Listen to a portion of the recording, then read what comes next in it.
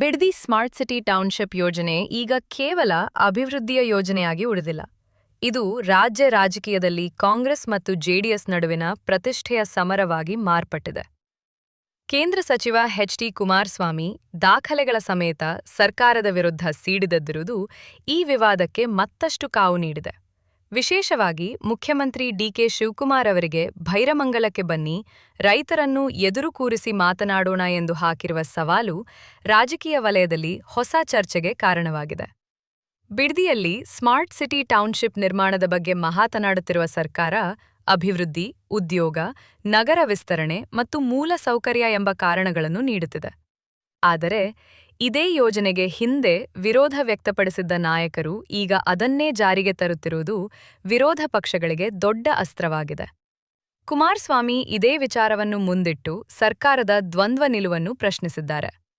2006ರಲ್ಲಿ ತಾವು ಮುಖ್ಯಮಂತ್ರಿಯಾಗಿದ್ದ ಸಂದರ್ಭದಲ್ಲಿ 5 ಕಡೆ ಟೌನ್ಶಿಪ್ ಯೋಜನೆಗಳನ್ನು ಘೋಷಿಸಿದ್ದನ್ನು ಕುಮಾರಸ್ವಾಮಿ ಒಪ್ಪಿಕೊಂಡಿದ್ದಾರೆ. ಆದರೆ 2007ರ ವಿಧಾನಸಭೆ ಅಧಿವೇಶನದಲ್ಲಿ ಇದೇ ಸಿದ್ದರಾಮಯ್ಯ ಮತ್ತು ಡಿ.ಕೆ. ಶಿವಕುಮಾರ್ ಅವರು ಈ ಯೋಜನೆಯನ್ನ ತೀವ್ರವಾಗಿ ವಿರೋಧಿಸಿದ್ದರು ಎಂದು ಅವರು ದಾಖಲೆಗಳೊಂದಿಗೆ ಹೇಳಿದ್ದಾರೆ.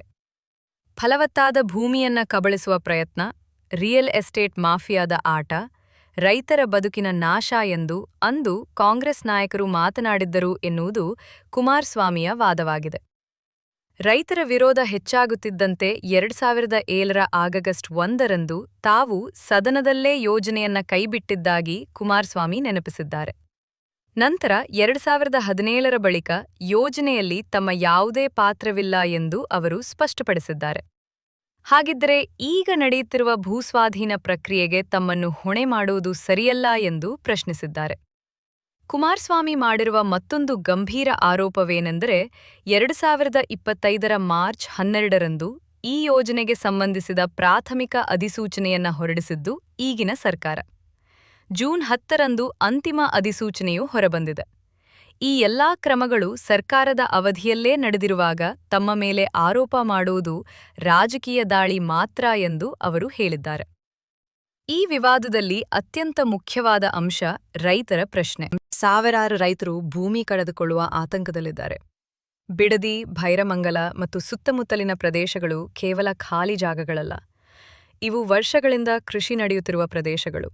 ಅಕ್ಕಿ, ರಾಗಿ, ತರಕಾರಿ, ಹೂವು, ಹಾಲು ಉತ್ಪಾದನೆ ಸೇರಿದಂತೆ ಹಲವು ಕೃಷಿ ಚಟುವಟಿಕೆಗಳು ಇಲ್ಲಿ ನಡೆಯುತ್ತವೆ. ಭೂಮಿ ಕಳೆದುಕೊಂಡ್ರೆ ರೈತರು ಕೇವಲ ಜಮೀನನ್ನಷ್ಟೇ ಕಳೆದುಕೊಳ್ಳುವುದಿಲ್ಲ, ಅವರ ಜೀವನೋಪಾಯವನ್ನೇ ಕಳೆದುಕೊಳ್ಳುವ ಪರಿಸ್ಥಿತಿ ಉಂಟಾಗ್ತದೆ. ಭೂಮಿಗೆ ಪರಿಹಾರ ಹಣ ಸಿಕ್ಕರೂ ಅದು ಶಾಶ್ವತ ಆದಾಯದ ಮೂಲವಾಗುವುದಿಲ್ಲ. ಹಲವಾರು ರೈತರು ಕೃಷಿಯನ್ನೇ ಅವಲಂಬಿಸಿಕೊಂಡಿದ್ದಾರೆ. ವಯಸ್ಸಾದ ರೈತರಿಗೆ ಹೊಸ ಉದ್ಯೋಗ ದೊರೆಯುವುದಿಲ್ಲ. ಯುವಕರು ನಗರಗಳಿಗೆ ವಲಸೆ ಹೋಗಬೇಕಾದ ಪರಿಸ್ಥಿತಿ ನಿರ್ಮಾಣವಾಗಬಹುದು. ಕೃಷಿ ಆಧಾರಿತ ಕುಟುಂಬಗಳ ಸಾಮಾಜಿಕ ವ್ಯವಸ್ಥೆಯ ಮೇಲೂ ಪರಿಣಾಮ ಬೀಳಬಹುದು. ಇದೇ ಕಾರಣಕ್ಕೆ ರೈತರು ಆಕ್ಷೇಪಣೆ ಸಲ್ಲಿಸುತ್ತಿದ್ದಾರೆ.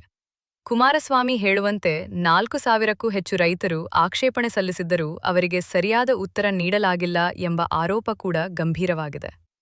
ರೈತರೊಂದಿಗೆ ಮುಕ್ತ ಚರ್ಚೆ ನಡೆಸದೆ ಅಧಿಕಾರಿಗಳ ಮೂಲಕ ಪ್ರಕ್ರಿಯೆ ನಡೆಸುತ್ತಿರುವುದು ಸರ್ಕಾರದ ವಿರುದ್ಧ ಅಸಮಾಧಾನ ಹೆಚ್ಚಿಸಿದೆ. ಇನ್ನೊಂದು ದೊಡ್ಡ ಪ್ರಶ್ನೆ ಅಂದ್ರೆ ಸರ್ಕಾರ ಯಾಕೆ ಬಿಡದಿಯನ್ನೇ ಆಯ್ಕೆ ಮಾಡಿಕೊಂಡಿದೆ ಎಂಬುದು. ರಾಜ್ಯದಲ್ಲಿ ಸಾಕಷ್ಟು ಸರ್ಕಾರಿ ಜಮೀನುಗಳಿವೆ. ಕೈಗಾರಿಕಾ ಪ್ರದೇಶಗಳ ಬಳಿ ಅಭಿವೃದ್ಧಿಪಡಿಸಬಹುದಾದ ಜಾಗಗಳಿವೆ. ನಗರ ವಿಸ್ತರಣೆಗೆ ಬೇರೆ ಭಾಗಗಳು ಲಭ್ಯವಿವೆ. ಹಾಗಿದ್ದರೂ ಬೆಂಗಳೂರಿಗೆ ಅತಿ ಸಮೀಪದಲ್ಲಿರುವ, ವೇಗವಾಗಿ ಭೂಮಿಯ ಬೆಲೆ ಏರಿಕೆಯಾಗುತ್ತಿರುವ ಬಿಡದಿ ಪ್ರದೇಶದ ಮೇಲೆ ಸರ್ಕಾರದ ಗಮನ ಏಕೆ ಕೇಂದ್ರೀಕೃತವಾಗಿದೆ ಎಂಬ ಪ್ರಶ್ನೆ ಎದ್ದಿದೆ. ಬೆಂಗಳೂರು ಮೈಸೂರು ದಶಪಥ ಹೆದ್ದಾರಿ ನಿರ್ಮಾಣವಾದ ನಂತರ ಬಿಡದಿ ಪ್ರದೇಶದ ಭೂಮಿಯ ಮೌಲ್ಯ ಬಹಳ ಹೆಚ್ಚಾಗಿದೆ. ಕೈಗಾರಿಕೆಗಳು, ಐಟಿ ವಲಯ, ವಸತಿ ಯೋಜನೆಗಳು, ಖಾಸಗಿ ರಿಯಲ್ ಎಸ್ಟೇಟ್ ಚಟುವಟಿಕೆಗಳು ವೇಗವಾಗಿ ಬೆಳೆಯುತ್ತಿವೆ. ಈ ಹಿನ್ನೆಲೆಯಲ್ಲಿ ಈ ಪ್ರದೇಶದ ಅಭಿವೃದ್ಧಿಯಲ್ಲಿ ದೊಡ್ಡ ಪ್ರಮಾಣದ ಹಣದ ಹರಿವಿನ ಸಾಧ್ಯತೆಯಿದೆ. ಇದೇ ಕಾರಣಕ್ಕೆ ವಿರೋಧ ಪಕ್ಷಗಳು ರಿಯಲ್ ಎಸ್ಟೇಟ್ ಹಿತಾಸಕ್ತಿಗಳ ಪ್ರಭಾವವಿದೆ ಎಂದು ಆರೋಪಿಸುತ್ತಿವೆ. ಕುಮಾರಸ್ವಾಮಿ ಸರ್ಕಾರದ ವಿರುದ್ಧ ಮಾಡಿರುವ ಮತ್ತೊಂದು ಆರೋಪವೆಂದರೆ ಕಡತಗಳ ವಿಲೇವಾರಿ ಜಿಲ್ಲಾಧಿಕಾರಿ ಕಚೇರಿಯಲ್ಲಿ ನಡೆಯದೆ ಬೇರೆ ಸ್ಥಳದಲ್ಲಿ ನಡೆಯುತ್ತಿದೆ ಎನ್ನುವುದು. ನಾಗರಭಾವಿ ಭಾಗದ ಬಾಡಿಗೆ ಕಟ್ಟಡದಲ್ಲಿ ಕೆಲ ಪ್ರಭಾವಿಗಳು ಮತ್ತು ರಿಯಲ್ ಎಸ್ಟೇಟ್ ವಲಯದವರ ಮೂಲಕ ಕೆಲಸ ನಡೆಯುತ್ತಿದೆ ಎಂಬ ಆರೋಪ ರಾಜಕೀಯ ವಲಯದಲ್ಲಿ ಸಂಚಲನ ಮೂಡಿಸಿದೆ. ಈ ಆರೋಪಗಳಿಗೆ ಸರ್ಕಾರದಿಂದ ಸ್ಪಷ್ಟ ಉತ್ತರ ಬರೋದು ಈಗ ಅಗತ್ಯವಾಗಿದೆ. ಈ ಸಂಪೂರ್ಣ ವಿಚಾರದಲ್ಲಿ ಈಗ ರಾಜಕೀಯವಾಗಿ ಡಿಕೆ ಶಿವಕುಮಾರ್ ಮತ್ತು ಕುಮಾರಸ್ವಾಮಿ ನಡುವಿನ ಪ್ರತಿಷ್ಠೆಯ ಹೋರಾಟವೇ ದೊಡ್ಡ ಮಟ್ಟಕ್ಕೆ ಹೋಗಿದೆ. ಒಂದು ಕಡೆ ಬೆಂಗಳೂರು ಅಭಿವೃದ್ಧಿಯ ಹೆಸರಿನಲ್ಲಿ ಯೋಜನೆಯನ್ನ ಸಮರ್ಥಿಸಿಕೊಳ್ಳುತ್ತಿರುವ ಡಿಕೆ ಶಿವಕುಮಾರ್ ಇದ್ದರೆ, ಮತ್ತೊಂದು ಕಡೆ ರೈತರ ಪರ ಹೋರಾಟದ ಧ್ವಜ ಹಿಡಿದಿರುವ ಕುಮಾರಸ್ವಾಮಿ ಇದ್ದಾರೆ. ಇಬ್ಬರೂ ಹಳೇ ರಾಜಕೀಯ ಎದುರಾಳಿಗಳು. ರಾಮನಗರ ಜಿಲ್ಲೆ ಮತ್ತು ಸುತ್ತಮುತ್ತಲಿನ ಪ್ರದೇಶಗಳಲ್ಲಿ ಇಬ್ಬರಿಗೂ ಪ್ರಭಾವವಿದೆ. ಹೀಗಾಗಿ ಈ ಹೋರಾಟ ಕೇವಲ ಟೌನ್ಶಿಪ್ ವಿಚಾರವಲ್ಲ, ಭವಿಷ್ಯದ ರಾಜಕೀಯ ಪ್ರಾಬಲ್ಯದ ಯುದ್ಧವಾಗಿಯೂ ಕಾಣುತ್ತದೆ. ಭೈರಮಂಗಲಕ್ಕೆ ಬನ್ನಿ. ರೈತರನ್ನ ಕೇಳೋಣ ಎಂದು ಕುಮಾರಸ್ವಾಮಿ ಹಾಕಿರುವ ಸವಾಲು ಕೂಡ ಇದೇ ರಾಜಕೀಯ ಸಮರದ ಭಾಗವಾಗಿದೆ. ರೈತರ ಬೆಂಬಲ ಯಾರಿಗೆ ಸಿಗುತ್ತದೆ ಎನ್ನುವುದು ಮುಂದಿನ ದಿನಗಳಲ್ಲಿ ಪ್ರಮುಖವಾಗಲಿದೆ. ಕಾಂಗ್ರೆಸ್ ಸರ್ಕಾರ ಅಭಿವೃದ್ಧಿ ಮತ್ತು ನಗರ ವಿಸ್ತರಣೆಯ ಹೆಸರಿನಲ್ಲಿ ಮುಂದೆ ಸಾಗಲು ಯತ್ನಿಸುತ್ತಿದ್ದರೆ, ಜೆಡಿಎಸ್ ರೈತರ ಭಾವನೆಗಳನ್ನು ಮುಂದಿಟ್ಟು ಸರ್ಕಾರವನ್ನ ಸಂಕಷ್ಟಕ್ಕೆ ಸಿಲುಕಿಸಲು ಪ್ರಯತ್ನಿಸುತ್ತಿದೆ. ಒಟ್ಟಾರೆಯಾಗಿ ನೋಡಿದರೆ ಬಿಡದಿ ಸ್ಮಾರ್ಟ್ ಸಿಟಿ ಟೌನ್ಶಿಪ್ ಯೋಜನೆ ಈಗ ಕೇವಲ ಒಂದು ಅಭಿವೃದ್ಧಿ ಯೋಜನೆಯಲ್ಲ.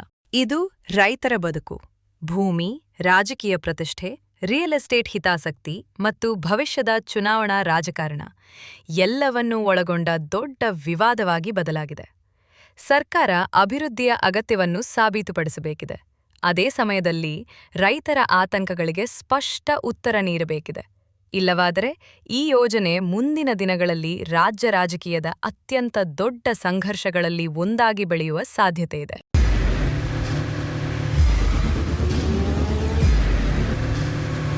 ಪ್ರಜಾಮಾರ್ಗ ನ್ಯೂಸ್, ಇದು ಜನಸಾಮಾನ್ಯರ ಧ್ವನಿ. ನಮಸ್ಕಾರ. ನೀವು ನೋಡ್ತಾ ಇದ್ದೀರಾ ಪ್ರಜಾಮಾರ್ಗ ನ್ಯೂಸ್. ರಾಷ್ಟ್ರದ ರಾಜ್ಯದ ರಾಜಕೀಯದ ಬಗ್ಗೆ ಹೆಚ್ಚಿನ ಸಿನಿಮಾ ಅಪ್ಡೇಟ್ಗಳಿಗಾಗಿ ಫಸ್ಟ್ ಲೈಕ್ ಮಾಡಿ, ಸಬ್ಸ್ಕ್ರೈಬ್ ಆಗಿ, ಹಾಗೆ ಫಾಲೋ ಕೂಡ ಮಾಡಬೇಕು.